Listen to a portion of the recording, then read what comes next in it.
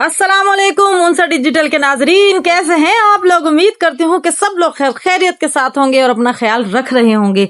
तो आज हमारे वीडियो का मौजू है कि हजरत आदम अलैहिस्सलाम की विसाल के बाद अमूर दुनिया की बागडोर किसने संभाली, कौन से वो नबी थे जिनको आपने वसीयत फरमाई और आपका विसाल किस दिन हुआ। तो ये तमाम मालूमात आप जानेंगे इस वीडियो में। तो वीडियो को आगे बढ़ाने से पहले सबसे पहले जिसने मेरे चैनल को अभी तक सब्सक्राइब नहीं किया है, सब्सक्राइब करना ना भूलिएगा और बेल आइकन को भी प्रेस कर लीजिएगा।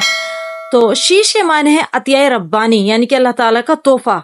इनके नाम की वजह यह है कि अल्लाह ताला ने हबील के कत्ल के बाद हजरत आदम अलैहिस्सलाम और हजरत अम्मा हवा रदी अल्लाह ताला अन्हो को एक साले बेटे की सूरत में नेक बदला अता किया था। हजरत अबू ज़र रदी अल्लाह ताला अन्हु से रिवायत है कि हुजूर नबी करीम सल्लल्लाहु अलैहि वसल्लम ने फरमाया कि अल्लाह ने 104 सहाइफ उतारे, इनमें से 50 सहाइफ हजरत शीश अलैहिस्सलाम पर नाजिल हुए हैं कि जब हजरत आदम अलैहिस्सलाम की रहलत का वक्त करीब आया तो आपने अपने बेटे हजरत शीश अलैहिस्सलाम से एक अहद लिया, इन्हें रात और दिन के औकात की तालीम दी और ये भी बताया कि इन औकात में कौन कौन सी इबादत होगी, और उन्हें ये भी बताया कि मेरे जाने के बाद एक बहुत बड़ा तूफान आएगा।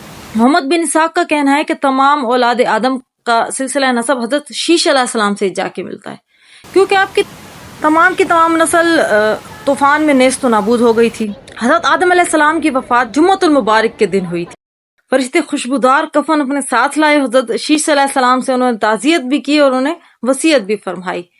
तो मोहम्मद बिन इसाक का कहना है कि जिस दिन हजरत आदम अलैहिस्सलाम की रहलत हुई उस दिन बराबर 7 दिन और रात तक सूरज को और चांद को ग्रहण लगा हुआ था।